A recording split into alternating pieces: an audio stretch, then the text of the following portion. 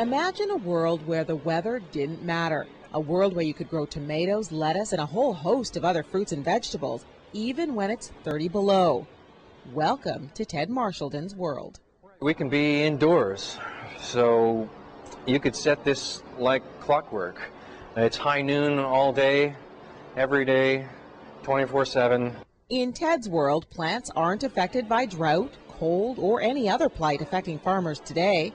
And unlike a greenhouse, he doesn't need daylight or much space. Ted calls this the future of farming. Everybody's moving into the cities. We're 50% of the population in North America is in the cities. They figure this is going to go up to 80%. So we've stacked up people, but we have not stacked up farming. Plants are grown in these stacked up, slow-rotating cylinders. Using the cylinder means each plant is bathed in equal light. If the plants were laid out flat, he'd have to use 6 times more light. The moving cylinders have another benefit as well. Plants are trying to right themselves against gravity whenever they're not perpendicular to the ground.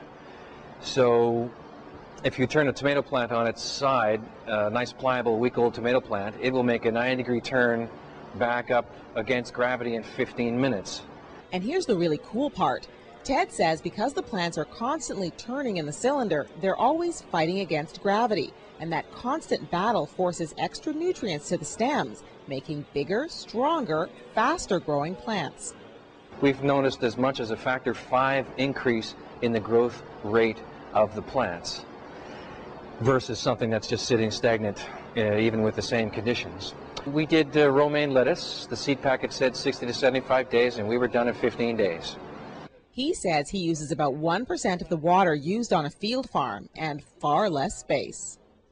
If you give me a 10-story building with an acre of footprint, my calculations are I can turn that into about 400 acres of field farm production equivalency. Ted says farmers could potentially grow fields of food anywhere, but it won't be cheap. The largest unit goes for about $45,000.